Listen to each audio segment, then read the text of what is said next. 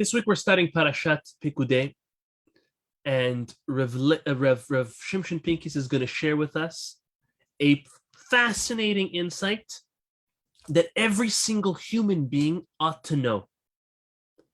And we learn this from, take a look at your screen, chapter 39, verse 43 in the book of Exodus. Vayar Moshe et kol hamelacha.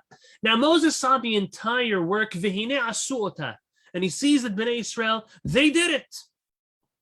Kasher tziva Hashem ken asu. They did everything the way Hashem said to do it. Vayvarech otam Moshe, and behold, Moses blesses the Jewish people. Rashi explains that Moses blessed the Jewish people. Yehi ratzon, may it be the will of Hashem, that his Shekhinah, that his presence will reside with you, bechol ma'aseh yedechem, in everything your hands will do. That was the blessing Moshe Rabbeinu gave the Jewish people when he saw that all of the work of the preparation, of the fabrication of the components of the Mishkan was done.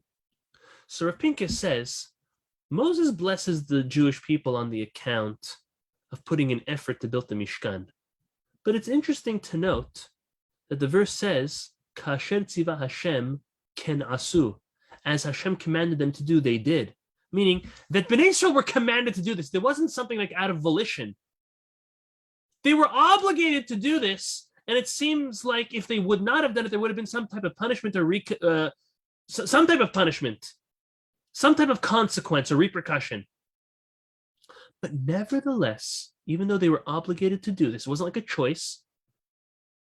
They were commanded to construct the Mishkan, and when they did so, Moshe still gave them the blessing that Hashem should eternally be with them. And this is a great lesson for us, because in life, many people, including myself, we all take certain things for granted, and we really shouldn't. For example, how many people truly appreciate or express gratitude, speaking to the men now, to their wife or to their mother for the amount of effort that they put into keeping the house clean and organized and having great meals all the time? When's the last time you went and out of your way and thanked for that? Oh, you know what he claims? It's her duty. It's her job. She's got to do it anyways. That's what she's supposed to do. I do my thing and she does her thing. Chas v'shalom. That is not a Torah concept.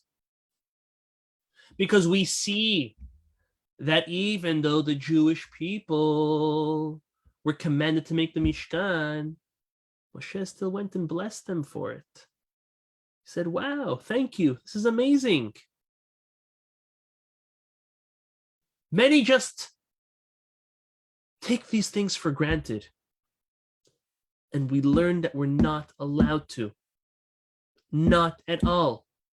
Similarly, a wife cannot take for granted the fact that her husband brings home a livelihood, a parnasah. It's not to be taken for granted.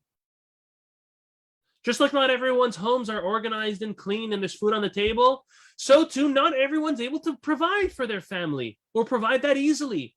She also has to appreciate the effort and thank him and express gratitude for that and bless him for that. We find later, Rav Pincus says, another similar occurrence. When Moses again blesses the Jewish people, that Hashem should have his Shekhinah, his presence, reside with them, within them. The beginning of Parashat Shemini, coming in a couple of weeks, Moshe and Aharon have finally completed the service in the Mishkan. And the Torah says, take a look, Leviticus chapter 9, verse 23, Vayavo Moshe v'Aaron, and Moses and Aaron come Elol Moed, to the tent of meeting, Vayetzu vayvarechu et ha'am, and now they come out and they bless the nation. Vayirach evod Hashem el kol ha'am, and the glory of the Lord appeared to all of them. Guess what Rashi explains Vayvarech otam on that verse is? The exact same thing. They came out to bless the Jewish people, that his Shekhinah will be with them in everything their hands do. Rav Pincus says, Another lesson about gratitude. We see that Bnei Israel deserved to be blessed twice on account of the Mishkan. For the first time on their efforts putting into constructing the Mishkan, and the second time after it was done, and Moshe and Aaron were able to perform the service in the Mishkan for the first time. Again, the first time by building it, and the second time after it was able to be used. From here, if Pincus says, we learn a very, very important lesson in gratitude. We need to not only thank, we have to thank twice for every favor or duty that we take for granted or say they need to do for us, which is not so. For every favor a person does, you need to thank them twice. You have to thank your wife when you come home and you see all the Shabbat food prepared. Thank you, honey, for preparing this Shabbat meal. And after you ate and you enjoyed, whether before or after Birkat Hamazon, you have to thank a second time. Wow, that was amazing. Thank you so much. Twice. Chazal tell us that anyone who is an ingrate to their fellow will eventually be ungrateful to the Borei Olam, to Hashem Almighty, for his kindness. And therefore, we need to be very sensitive and careful to always express our gratitude towards others, and especially those who are close to us. You know, some people, they're so quick to thank and to bless and to praise others for small things. It's good. It's great. But make sure you keep that same standard, at least that same standard, for your wife, your children, your mother, your father, your siblings, people you interact with on a daily basis. So we learned from Moshe Rabbeinu not only the need to thank those who do things for us, who we think they owe it to us, which we know they don't.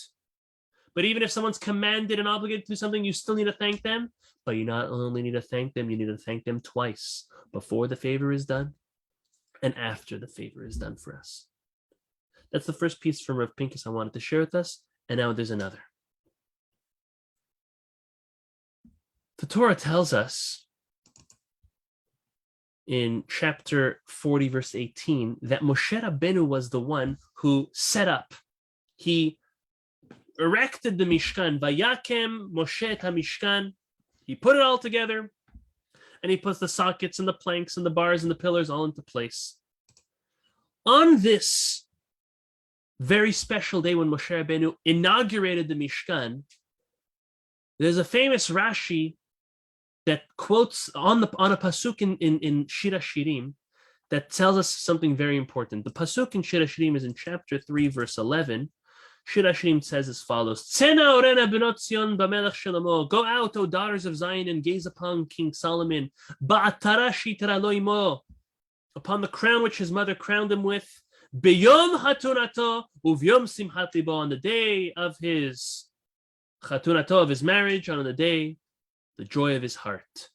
Rashi says, B'yom chatunato, on the day of his marriage is what day? Alluding to the Jewish people, the day of Matan Torah, the day that Bnei Israel received the Torah. Uvyom simchat libo, and the day, the joy of his heart, is Uvyom hakamat hamishkan, the day that the Mishkan, the tabernacle, was inaugurated. So based on the verse in the Torah, Rav Pincus says, it seems like there's a connection between the day of his marriage and the day of his joy. But Rashi seems to completely disassociate. There's no connection. How do you connect Matan Torah to almost a year later, the day that the Mishkan was inaugurated?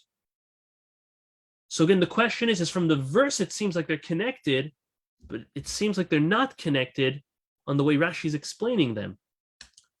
So, Rav Pincus says that indeed the matter can be explained through the analogy of marriage, which again, all of Shir HaShirim is a love story, which can be understood as between a husband and a wife, and between Hashem and Bnei Israel. So in every marriage, at every wedding, everyone's happy It's a joyous occasion, a joyous event. However, is that happiness 100%? It is not. You know why, my friends? That is because no one really knows, will this couple last? Will they survive? Will they live together happily ever after or not? The true test is going to be later on in life, when the couple gets into their first big fight. And now they decide to make up, to forgive, to continue, or to part ways. If they're able to make up and live peacefully, forgiving each other, that's when it's a joyous day. That's when they've passed the test. And this is exactly what happened with the Jewish people in Hashem. Matan Torah was a great day. It was a happy day. But the happiness was lacking. It was the day of the wedding. Who would know what the future will bring? Will this relationship between Hashem and Bnei Israel last forever or not? But after the sin of the golden calf, and after Hashem told Moshe, we're going to get rid of them, we'll get you a new nation. And Moshe Rabbeinu pleaded to Hashem, and Hashem finally conceded, and he agreed to take them back. That was when the relationship was now forged for eternity. It was after that big mistake, that big fight, and Hashem allowed us to come back to him. And the inauguration of the Mishkan was a testimony to the rebirth of the relationship between us and Hashem. That inauguration truly proved to us that Hashem not only forgave us, but that we're going to live happily ever after. So Yom Chatunato indeed was Matan Torah, but Yom Simchat Libo was true happiness. That is later on, by the inauguration of the Mishkan, when we know that Hashem really, really, really accepted us and is going to keep us forever no matter what we do. And that commitment from husband to wife, from wife to husband, to Hashem to Bnei Israel, from Bnei Israel to Hashem, is what brings true happiness. Something very important to think about in life. What defines you as being someone who loves another, who's able to make another happy, is when you're able to be there for them through thick and thin. When it's all dandy and rosy, and when it's down and gloomy as well. That's true love, and that brings true happiness. May HaKadosh Baruch Hu help us all find that true love and happiness in our spouses, for those of us who are married, and those who are not yet married, to find that true love and true happiness with your shidduch, with your b'shert b'ezrat Hashem, bekarov b'mira b'yamenu, in merit of the holy words of Rav Shimshon Pincus. Amen v'amen.